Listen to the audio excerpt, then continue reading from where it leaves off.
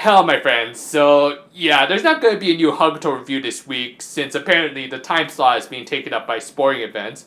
So I figured for my time slot at least, I should fill it up with something like, a re-upload of my Deluxe 1 review. Yeah, it got taken down due to a copyright claim, so I actually had to dig up some old files, patch them up all together, and shorten some clips. It's still a good review and definitely one of my favorites, so that's why I wanted to get it back up. Though for anyone who has already seen this review, I thought I may as well make it worth your time to click on this by providing a quick little news report on the box office numbers for All Stars Memories. You know, before Anime News Network claims it as their own. Anyway, according to Big Globe News, over its first 2 days of screenings on October 27th and the 28th, All Stars Memories saw attendance numbers of 309,781 and a box office gross of 353,577,300 yen, which equates to about 3.15 billion US. And while it is a little unfair to compare an All-Stars movie versus a solo movie, Big Globe also reported that this was 182.9% up for the Kia Precure movie's opening weekend, which was around the same time last year. Based on first impressions gathered over the opening weekend, 92.4% of theatergoers rated it very favorably. So, yes, say what you want about the anniversary episodes, I've said my piece. It's very clear that this marketing worked out very well, and regardless of what happens in the remainder of the season, Hakuto has proven to be a massive financial success. Hopefully with this, Toei will let up on this sort of marketing for Star Twinkle, but at the very least, Precure has yet again avoided possible cancellation, much like what they did with this movie. Enjoy the main review, and let me know if you want to see more sort of bite-sized news reports like this in the world of Precure. Why was I wearing glasses? I got LASIK years ago.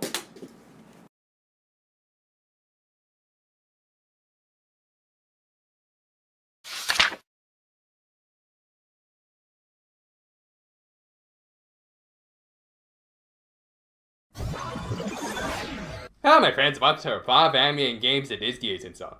Say, who out there doesn't enjoy a good superhero crossover? I mean, when you really think about it, we've got so much out there. In comics, in television, and especially in film. I mean, there are just so many great movies out there, from The Avengers, and...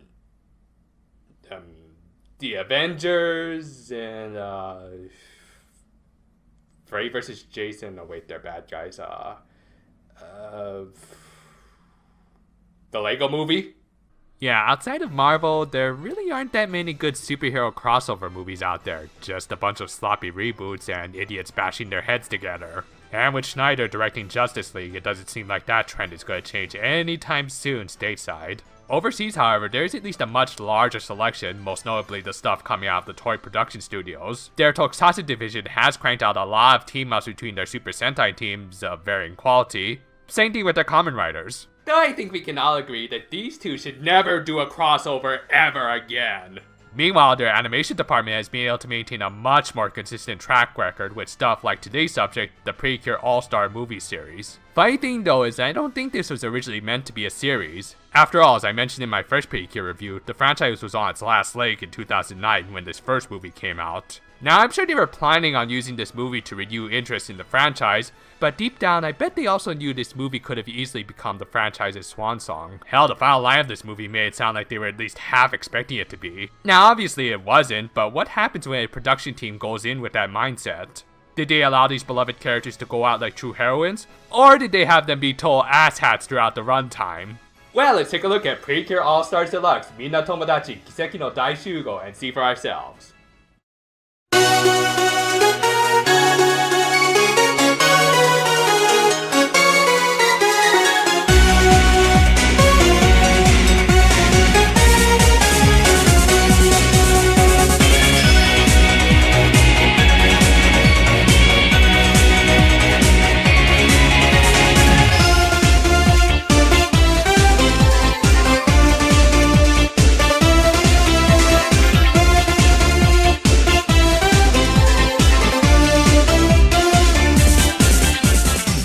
It's worth noting that this movie was originally released on March 20th, 2009, a couple of days before Fresh Precure's 9th episode aired. So assuming this movie takes place around that time, that would obviously mean that East still hasn't pulled her face turn, and Love still hasn't acquired the first Cure stick. Get used to this, as the All-Star movies usually come out early into the current team's run. Most likely so that the writers could have a little bit more flexibility when incorporating them into the stories since they've only gotten the minimal amount of character development. Though I always like to think that these movies are actually the senior Precure's attempts at hazing the new blood by dragging them into conflicts far beyond their current skill level.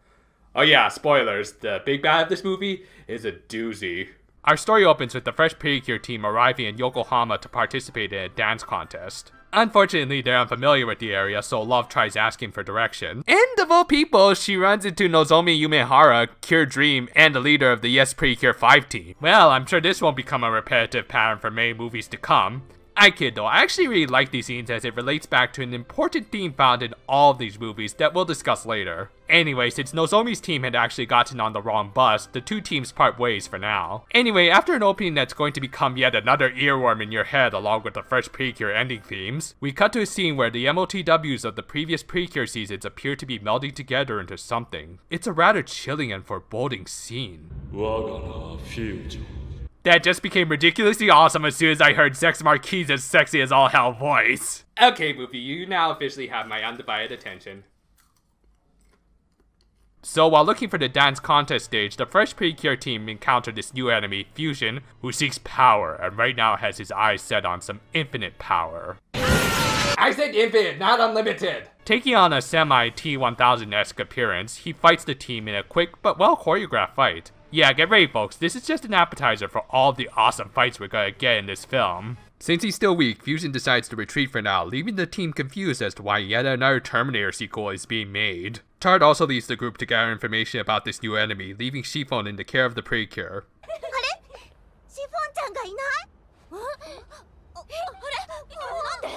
You girls had one job! One job! Meanwhile, at the Discount Magical Kingdom, we see a couple of pretty boys walking down a hall. Huh, who are these guys? Oh yeah, I forgot, these are the mascot characters from Yes Precure 5, Coco and Nuts. Get it?! On another side note, there's a reason why I haven't reviewed this series yet. It's the same reason why I have a hard time watching the original Japanese dub for DBZ. I will review Yes Precure 5 one day, but first I need to buy a lot of aspirin. Anyway, the mascot characters of every Precure season have called an emergency assembly on how to deal with this new threat. Their countermeasure is, of course, yet another variation on those damn miracle lights. Yeah, remember those little Deus Ex Machinas from the Princess Precure Halloween movie? Yeah, they still annoy the heck out of me. They're not as bad here, but they still feel like a cheap gimmick. They even give the theater-going audience some not-so-subtle instructions on how to use them. I say theater-going because most viewers who watch this on DVD and Blu-ray didn't get Miracle Lights even if they bought the special box sets. Some were given away if they bought limited editions in-store, but come on, let's face it, most parents wouldn't go through that crap, and more than likely the only ones who would actually want these cheap little flashlights are real hardcore collectors. I've got every piece of merchandise known to man. My collection is complete. Oh, it's just not enough. But just as they're wrapping up, Fusion suddenly appears out of nowhere. So, right now I'm watching Safer Almazi devour a room full of furry sidekicks who all look like they're rejects from an 80s cartoon. Don't know about you, but I'm enjoying the heck out of this movie. Back on Earth, the Yes Precure team have finally reached their destination, a takoyaki stand which just so happens to belong to a recurring side character from Futaiwa Precure, Akane Fujita. And it's even being visited by a couple more side characters from that series to boot. Never ignore a coincidence, unless you're busy, in which case always ignore a coincidence. The team orders up some of those delicious dough balls made up of almost pure calories, and even think up ways of how to make them even more unhealthy. Seriously, I've actually made takoyaki in the past, and while it's absolutely delicious and everything, I really don't think you should be putting stuff like curry and jelly on top, unless you want a heart attack. Nozomi actually suggests using chocolate as a sauce, which reminds the three side characters about the stars of their series. And just as the team learned the names of their franchise's forerunners, one of their favorites literally drops in, having narrowly escaped from Fusion, who has promptly followed her. Yeah, nice job there, little one, getting girls who for all you know are innocent bystanders involved in your problems. Why did Fusion want to devour you guys? Still, in spite of knowing next to nothing about the current situation, the Yes Precure team do their thing and try to protect the little one. Fusion then reveals his main ability, which is transforming into MOTWs the Precure fought, in this case a Hoshina, to match up with the team he's currently fighting. Yeah, you'd think he'd transform into a monster type they're unfamiliar with to catch them off guard and everything, but whatever, callbacks and all that. They have a really decent fight until Fusion pulls a Dr. Garo and absorbs their attack and runs away again. And this is why I hate abilities like Flash Fire and Water Absorb in Pokemon. They always follow them up with cheap hit-and-run tactics. In a neighboring town, the Futaiwa Precure team has also decided to spend their day traveling a good distance just to partake in doughy snacks. This time, chocolate cornets from the family of Sakihyuga of the Splash Star Duel. Boy, when you really think about it, the Precure are often associated with high-gluten food vendors. You think this universe is actually shared with Yakitachi Japan and Fusion is actually a mutated Kuroyonagi? He ate too much of that demon bread, didn't he? Anyway, before they can even have a discussion on how to eat their cornets... Okay, so which end do you eat first? Don't you tear off the thin end and dip it in the chocolate and the fat end? A couple of fairy friends of the Splash Star heroines, Moop and Foop, yes, that's really their names, again appear out of nowhere and seek protection from the superheroines who just so happen to be in the area.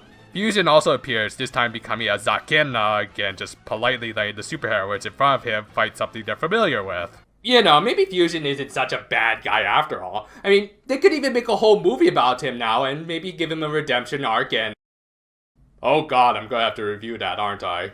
Anyway, you can guess what happens. They have a fight, Fusion uses Volt Absorb, and runs away again. Seriously, I'd be ready to rage quit after a while if I ever ran into Fusion online. In yet another neighboring town, the Splash Star Duel is doing something a little different and going to a jewelry store. Granted, it is associated with yet another Precure team, whose owner just so happens to be running by. Yeah, believe it or not, Nuts, that little squirrel fairy from earlier, scored himself a business license. I would be a little bit more surprised if it weren't for the fact that I managed to score a license just from my cheap little review show here.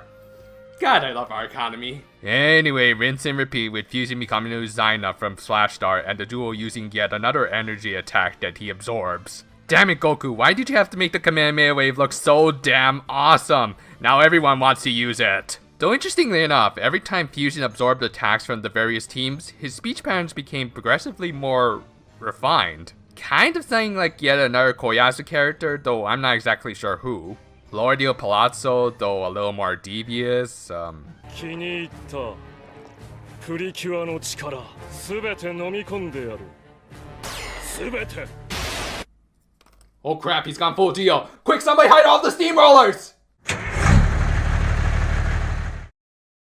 Sure enough, Fusion Dio starts going on a tear, giving Yokohama the D-Reaper treatment, and even manages to engulf the fresh Precure team. Things are looking grim, but the remaining teams aren't ready to call it quits yet. The Yes Precure team arrive in Yokohama and start fighting a bunch of MOTWs recreated by Fusion. He finally gets the right idea and starts sending out monster types they're unfamiliar with, and in fact takes it a step further and creates a brand new monster.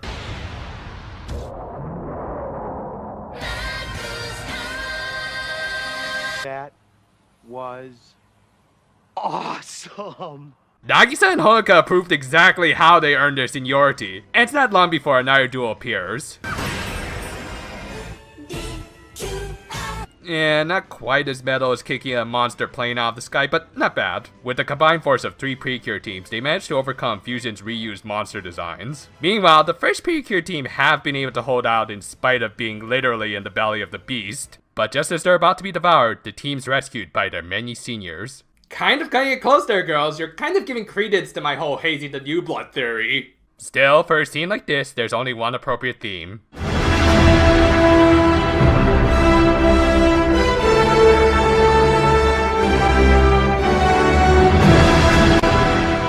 With all the teams gathered, Fusion decides to take it up a notch and grows big. Dude, you might have overdone it with your shoulders there. You're kind of looking a little bit on the Rob Liefeld side of things. Still, disproportionate torsos aside, Fusion is able to lay out the Precure. All seems lost. That is until the Precure start to realize something when they bring up what they've been doing all day. They realize that almost all of them have gone to someplace closely tied to each other's team. The fresh Precure team invites everyone to go see them compete at the dance contest. This is easily my favorite scene in the whole movie. More than the amazing fight scenes, I love seeing these heroines coming together and realize how, in spite of coming from different places and different anime, They all still live under the same blue sky and can come together to enjoy the same things. Fusion's ultimate goal has been to fuse every living being with himself, because by his logic, he's doing everyone a favor as he'd be ridding the world of conflict by removing everything that makes people different from one another. But it's by sharing different viewpoints that people can broaden their horizons, change each other, and strengthen each other. Yes, this movie is actually addressing the whole human instrumentality thing from Ava, and in my opinion, better than Ava. It's a very powerful message that's been told wonderfully thanks to all of the little scenes peppered throughout this film to make the message that much more resonant. It's certainly 1,000 times more meaningful than a couple of idiots coming together because their moms share the same first name. So realizing that Fusion is full of it, the Precure launched an impressive counterattack, though it's still not quite enough. Okay, may as well break out the stupid flashlights. Yeah, so Chiffon comes in with the miracle lights and the cheers of the kids in the theater or on the couch, power them up, whatever, let's get back to the awesome. The Precure launched one final combination attack, which includes the fresh Precure using a version of their non-weapon finisher that actually looks rather impressive. Imagine that, they just needed the budget for it. And with one last healthy scream from Love pulling off her best Goku impression, they finish Fusion off once and for all. With the Daisy, the Precure are finally able to do what they wanted to do all day, including the fresh team finally reaching the dance contest, and epically failing. Okay, maybe this movie takes place after the third episode of Fresh Precure when they just start their dance lessons with Miyuki. Otherwise, maybe these girls should consider hobbies outside of dancing. みんないつもプリキュアを応援してくれてありがとう。まだまだ続くプリキュアの物語をこれからもずーっと応援してね。 Precure All-Stars Deluxe 1 was one of my major gateways into the franchise, and to this day remains one of my all-time favorite superhero crossover films. Again, that's a short list, but still. To me, it nails everything it needs to in order to make a good superhero crossover. It lets every hero exhibit their skills, lets us connect with them individually, and then let them interact with each other, at least for a little bit, to see their unique personalities rub off one another. Granted, they didn't do that last one quite as well as, say, the Avengers, but hey, at least it was there. And if anything else, it helped to make the Precure universe feel much larger in spite of some minor details in future movies that throw continuity into question, but that's a discussion for another day. The production values here were fantastic, with great animation, excellent fight choreography, and of course, outstanding voice work. Yes, it was impressive that they managed to get every major and minor character in the franchise to reprise their roles in this massive cast, but let's face it, the one who stole the show was the villain. As I kind of hinted throughout the film, I'm a big Takahito Koyasu fanboy. The man could be a psychotic children's card game playing clown and still make it 10 kinds of awesome. Here, he played a very intimidating villain who was a little bit bipolar at times. Makes sense since he was essentially an amalgamation of 5 years worth of really ticked off MOTWs, but yeah, as I said, the staff more than likely knew this might have been the Precure's final major production, so why not have them fight their greatest threat to date? And really, that's the kind of mindset I wish a lot more productions would stick to when doing crossovers. We want to see the best aspects of our heroes shine through. We don't want to see them be total asshats to each other, or be misinterpreted so badly that the main actor ends up insisting that he helped write the next movie. Yeah, Hiroshi Fujioka really didn't like how the Showa writers were represented in Kamen Rider Taisen. You done screwed up royally when you pissed off Segata Sanshiro. That said, I do have at least a couple minor gripes with this film, not counting the miracle lights. I can for the most part ignore them, except when I need to bitch about them in a review. As I said, Fusion's assaults on the Precure did get repetitive. I mean, they were still good vignettes that help exhibit each team's fighting skills, but it's never good when you can tell what's going to happen next without fail. Another minor gripe was how underused the first Precure team was. In this film, they just didn't seem to have quite as much character as they usually do. This, however, I can kind of excuse as this movie's screenplay was likely written when they only had like the basic outlines of these characters to work with. And honestly, I'm just glad that no team was jobbed out like the 0-2 team was in Try in order to make room for an annoying Mary Sue. And really, these are ultimately nitpicks as they never really get in the way of telling a complete story, in 70 minutes no less. What's your excuse, Mr. 3-hour-long movie? But yeah, the fact that it's relatively short makes it a good gateway for anyone interested in getting into the franchise. You can really tell that the staff cared about this movie and wanted to create something that reminded everyone what the Precure are. True heroines. If this had been Precure's swan song, it would be a fantastic way to go out. It wasn't though, and thank God, as we ended up getting a couple more great films and some iffy ones, but those are for another day. I hope you guys had happy holidays, and here's to looking forward to a great new year of anime and gaming. Me and the Asian Zone will be waiting. Until then though, farewell for now, my friends.